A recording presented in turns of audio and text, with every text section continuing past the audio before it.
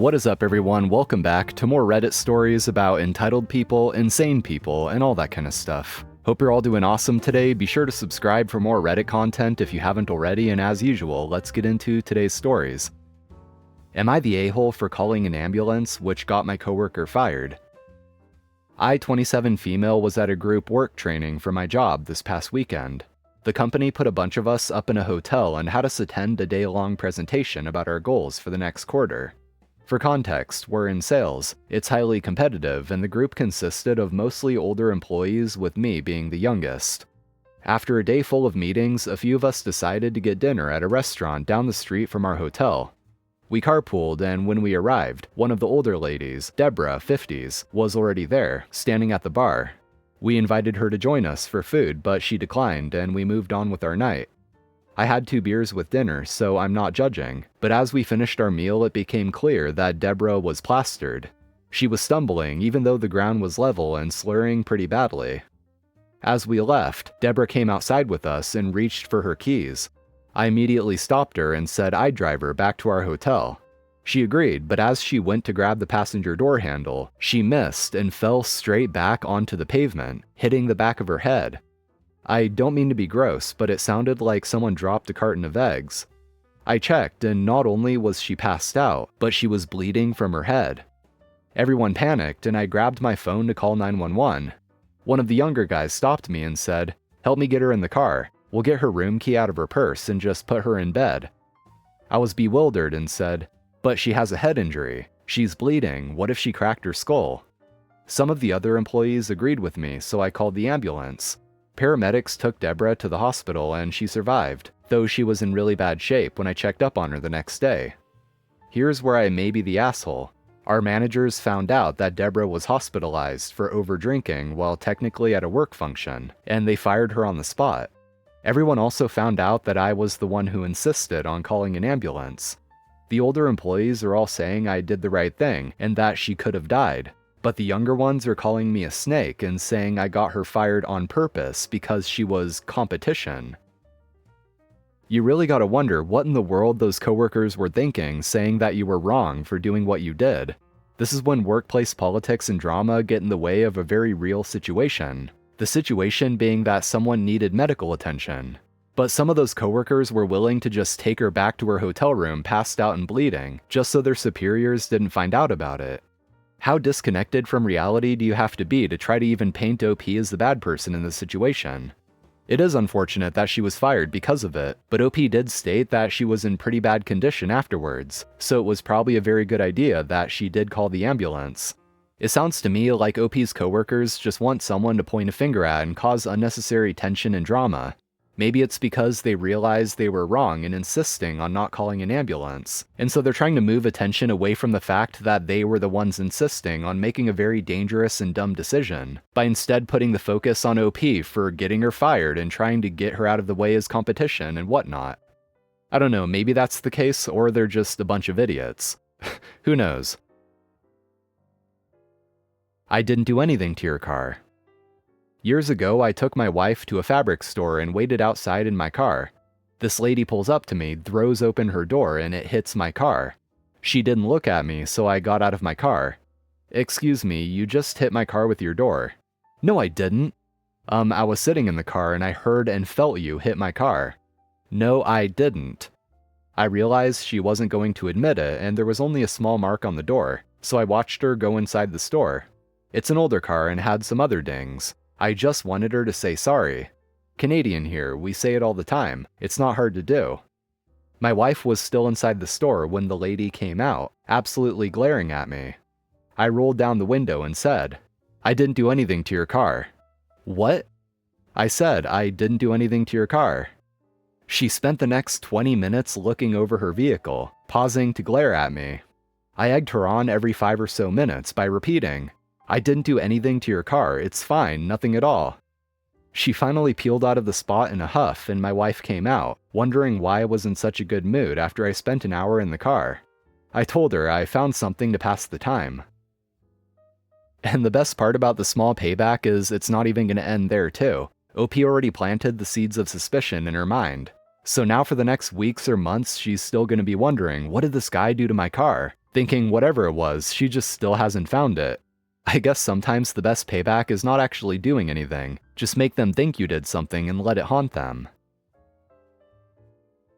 The angriest and funniest customer complaint I've ever fielded. I used to manage temp contract workers for a staffing agency. Sometimes we got complaints from our clients about the people we sent out to work for them.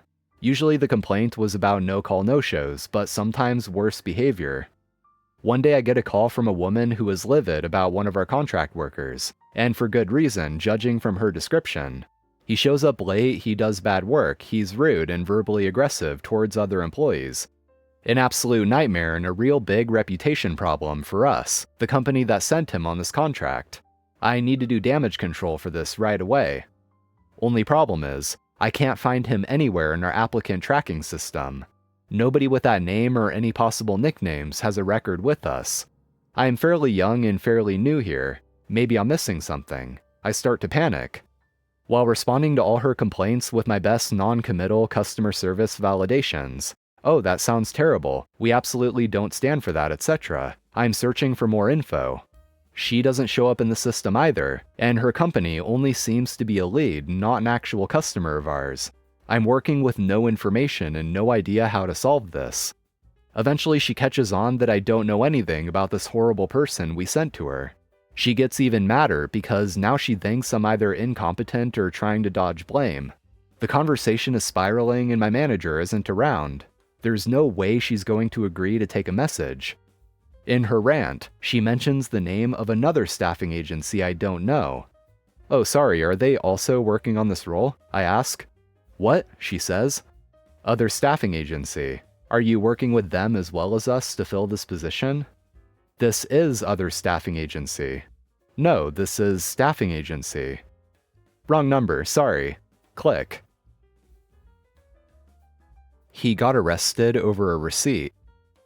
In my 20s, I worked for a very popular theme park in Florida. I worked quick service food at a resort one year.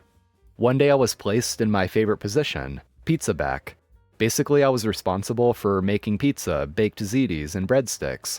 The resort guest could call in special pizza orders and could order pizza at the counter as well. Don't ask me why I rocked at this position. I was very quick and consistent, so I was often placed back there to my delight, as there was air conditioning and a walk-in fridge. Anyone who's done kitchen work knows how most professional kitchens feel as though they're bordering on hell's territory. I am in the back keeping a steady pace when a tall man with light brown hair and a beer gut starts arguing with my coworker C up front at Pizza Front. The man claims he had been waiting for his pizza for 40 minutes. When a guest orders a pizza, they are given a copy of the order and a wireless pager that will go off when their pizza is ready. Since the pizza is the most expensive item on the menu, and there had been people attempting to claim multiple, it became policy to have the guest pay for the pizza first. Once the pager went off, bring it back with the receipt so we can mark it and receive their pizza. The receipt also has a time on it. C asks to see the man's receipt to check the time. He gets angry and yells at her. He screams that he wants his damn pizza. C became flustered and comes back there asking me where his pizza was. I told her that no one waits 40 minutes when I'm back there and that his pizza would be ready when it's ready. She refused to go back up there because he was so rude, so I went instead. I asked him politely for his receipt as it had a timestamp. Sir, I apologize for the wait. May I see your receipt, please? No, why do I need to show my receipt? Sir, it's our policy to ask every guest for a receipt before they receive their pizza. That's bullshit. First that woman asks, now you? Are you accusing me of stealing a f***ing pizza? No, sir, it's our policy. F*** your policy. Give me my damn pizza. C calls our small and adorable manager. I'll call Rose. Rose comes up to the front and politely asks the man what's wrong. I've waited almost an hour for my damn pizza and those two bitches have enough nerve to ask for a damn receipt. Sir, please don't use harsh language towards our workers, and asking for a receipt is policy. I can use whatever language I want to. By this time it's clear the man is possessed or drunk, so I call another manager. Manager I'll call Antonio comes out and joins Rose to figure out the situation. The man continues to cuss us out. He also plans to get Rose and Antonio fired as well. Apparently we are accusing him of stealing by asking for a receipt. He cussed more vulgarly and loudly. People are covering their children's ears or leaving. The front desk staff looked dazed. 2 guys that were managers of the gift shop called security. Security shows up and takes over. "Sir, are you a guest of this resort?" said security. "Yeah, what about it?" "Well, we need to verify your identity. Can you show us your ID or room card, please?" It starts all over again. The man refuses and cusses the security out. He calls them fake cops and says they can't actually do anything to him. He's going to get all of us fired. The quote, fake cops threaten to call Orange County Police if he doesn't comply. "Call Orange County," said the man. They called Orange County Police. The man is arrested in the middle of the food court. Once the cops show up, he miraculously calms down and shows his room ID. His wife and 8-year-old son were at the pool. A worker had to go get her. She was a blonde woman and pretty. She walked in, looked at him, and walked back outside. She had an expression that said, "I'm done." His face dropped as they walked him out in handcuffs. Due to policy, the whole family had to leave that day with no refund and was banned for life. They had come there for their son's 8th birthday. Edit: for anyone wondering, the man had a receipt crumpled in his pocket. He had waited 10 minutes. My guess is he was upset about something else and was just taking it out on the world. Gave away free furniture. Got a lecture about my color choice from the taker.